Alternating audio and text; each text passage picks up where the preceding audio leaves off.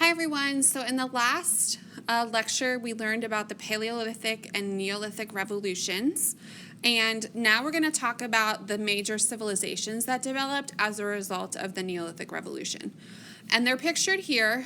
So we have in green, Egypt, which grew around the Nile River, Mesopotamia, which grew around the Tigris and Euphrates rivers in the Middle East, the Indus River civilization, which grew in northwest India, or what is today Pakistan, and then China, which developed along the Huanghe River. So the first one is Mesopotamia. This was located in the Middle East between the Tigris and Euphrates rivers. This is what is today mostly the country of Iraq. And this is also called the Fertile Crescent because it was this fertile piece of land that is kind of shaped like a crescent. It's also called the cradle of civilization because it's the first civilization that ever formed. So why did civilization start here?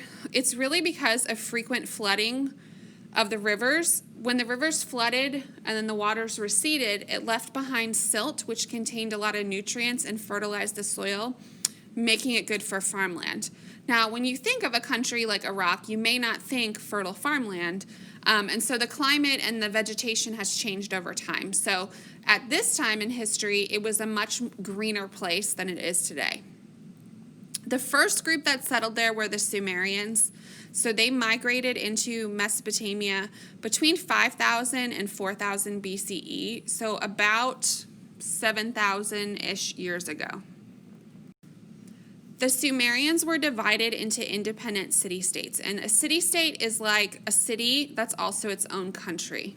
And so what this means is that the Mesopotamians were not united as one big empire. There were a bunch of different cultures that had their own little countries within that area. And the government was a theocracy. A theocracy is a government where religion and government are totally intertwined. And so in Mesopotamia, the king was also considered a god or a representative of the gods. The kings were also military leaders. They built huge stone walls to protect their cities. And the Sumerians were polytheistic, and so a lot of their cities revolved around the worship of multiple gods. They built a main temple dedicated to the specific god associated with that city on top of a big step tower called a ziggurat. So on the right is the ruins of a ziggurat in Iraq, and then on the left is an illustration of what this would have looked like. So the temple to the god of that city was at the very top of this big step tower. The people in Mesopotamia relied on the flooding of the Tigris and Euphrates rivers to fertilize the soil and help them with farming. So again, when the waters of the flood would recede, it would leave behind nutrients that would help fertilize the soil.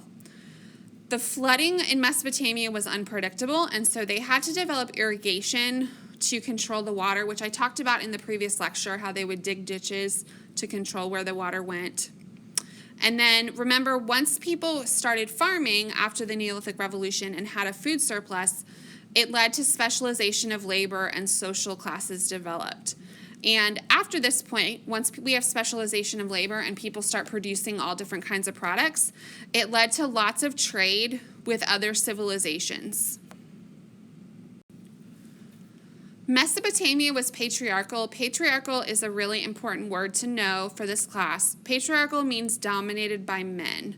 So this is a society in which men started to have a higher standing. Remember, in Paleolithic times, before civilization, that was not the case, that the genders were considered more equal. Now that farming is the major way that people are going to survive, the people who go out to the fields to do the farming, which were the men, came to be viewed as more important to the society. The reason that women didn't do that in all societies is because they still had to stay close to their children, which was not always conducive to like going out in a field. The social classes were based on money and occupation. So even though this is a long time ago, I think it's sort of how you would think the social classes might be set up. We have the king at the top, government officials, and the aristocracy. Aristocracy are people who own land. Then we have priests. The priests have a high social status because they are people who control the rituals. So like rituals and religious ceremonies are really important because the people believe that that'll lead to good harvests and things like that. And so the people that they believe can make those things happen have a high status. And then merchants and artisans, farmers, and then servants and slaves. The Sumerians also developed the first writing system in the world, which is called cuneiform, which means wedge-shaped writing. They usually carved their writing into wet clay tablets and then let it dry. And without an alphabet, this system had thousands of different symbols and was very time-consuming to learn. And so a scribe, who was a person who was specially trained to read and write, became a high-status position. Another important civilization that developed in the Middle East are the Hebrews or Israelites. So they're in this whole area of Mesopotamia. They are significant because their beliefs evolved into Judaism, which is the first monotheistic religion in the world. So all the other groups up until this point were polytheistic, where they believed in many gods. Judaism believed in only one God. They're also significant because they had one of the first codes of law, which was the Ten Commandments. From a religious perspective, you may not view it that way, but historically we view it as one of the first examples of written rules or laws to govern a group of people. Some other achievements of the Mesopotamians: they're the first people in the world to make the wheel and wheeled vehicles like chariots. They developed the first number system. They were the first to work with metals, first bronze and then iron. They developed the first code of laws, the first plow, and some of the first literature or the oldest literature in the world. Now on to Egypt. Egypt developed around the Nile River, which is the longest river in the world.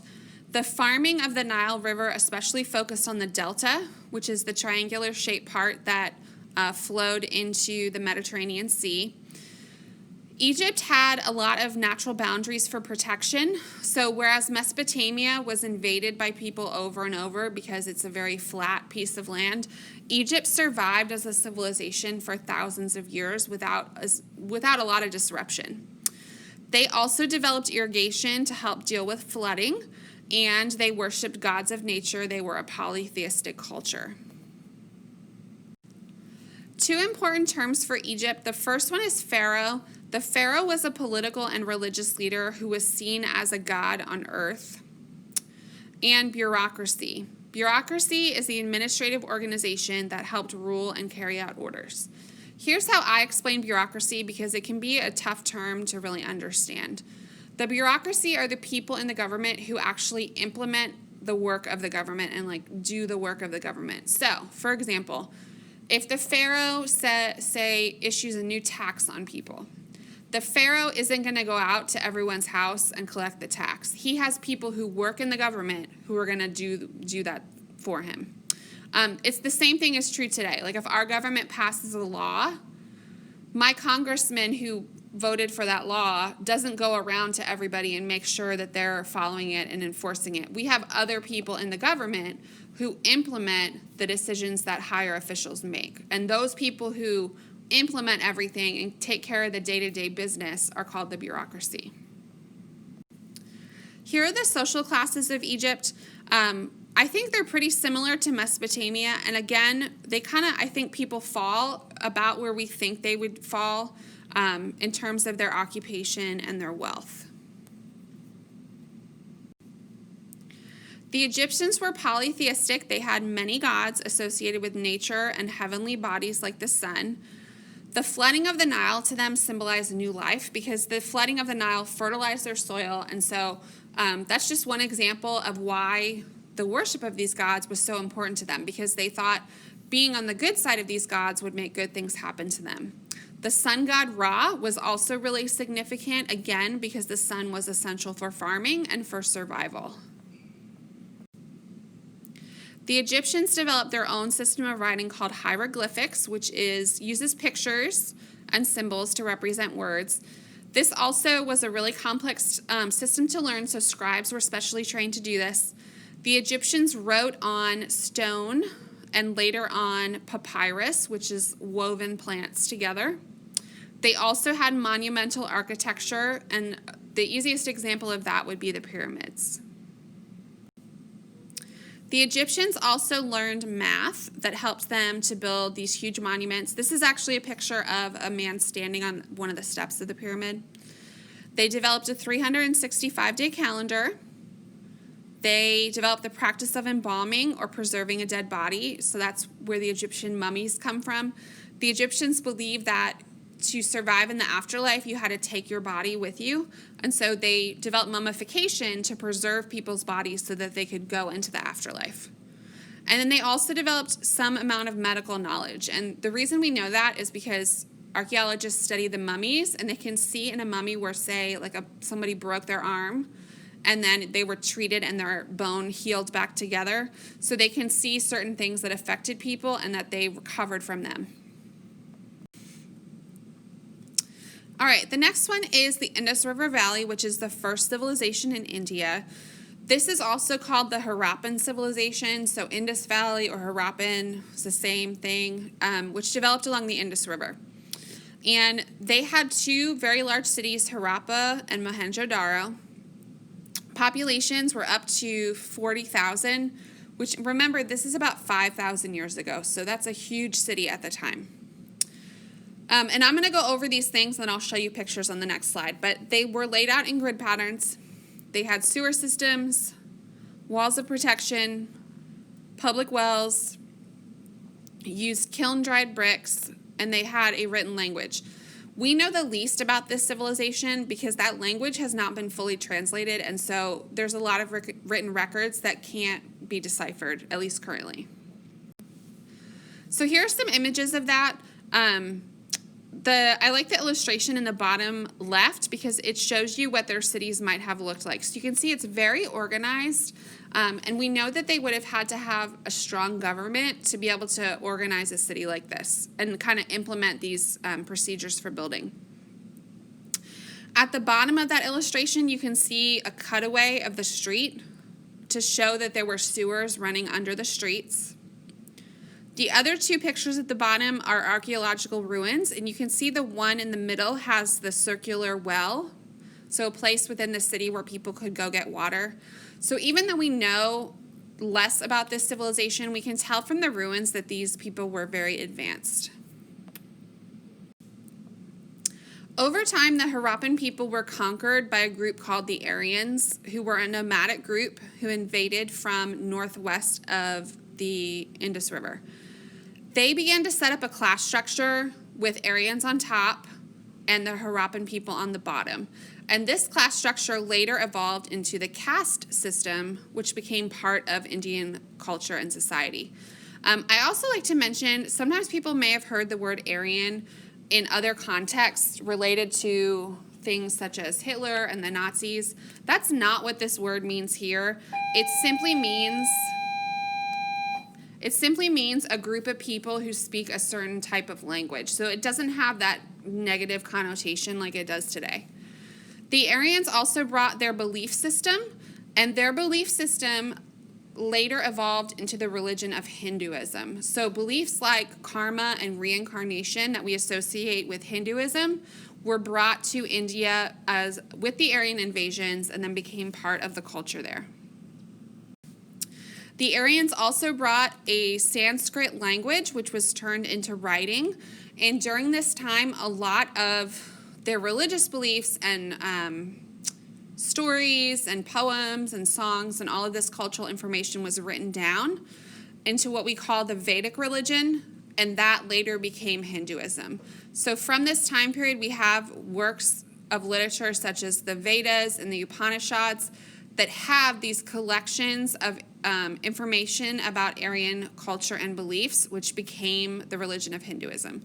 So again, things such as karma and reincarnation and the idea of Brahman, or this universal being, became part of the Hindu religion later on. The first civilization in ancient China is referred to as the Huanghe or Huangho civilization, and it developed along the Huanghe River, which is often also called the Yellow River. Chinese history is organized into dynasties, which is a group of ruling family where the title is passed down through the generation. The first one is the Xia, and then in the River Valley period, or the first civilizations that we're going to learn about, were the Shang and the Zhou. It looks like Zhao, but it's actually Zhou.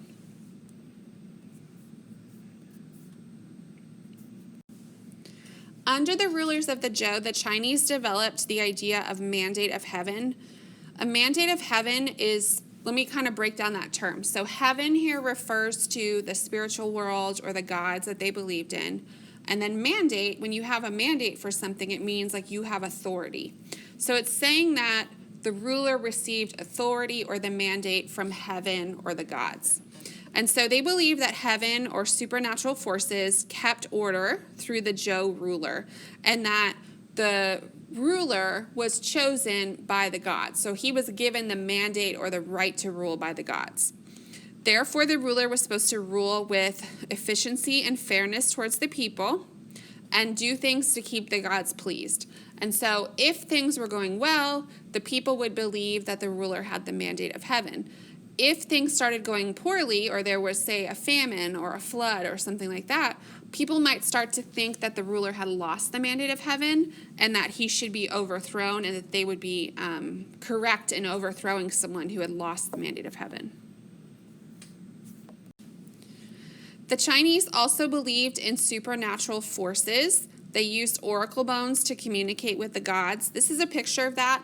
An oracle bone or an oracle is someone who can communicate with the spirit world or like tell the future. And so what they believed was that if you go to visit an oracle and ask the oracle a question, like say you're a ruler and you're going into battle and you want to know, is this going to be successful?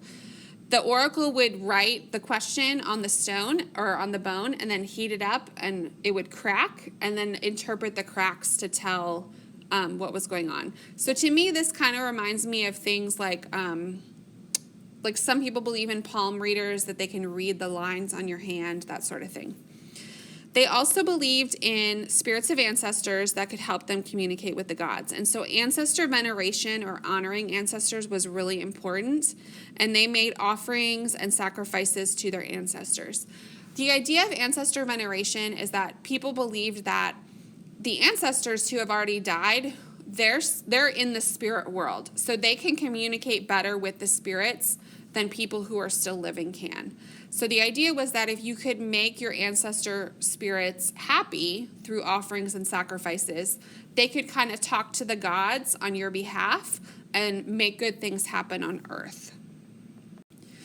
Now, civilizations didn't always develop along rivers. There are civilizations, especially in the Americas, that developed along coastlines or along lakes.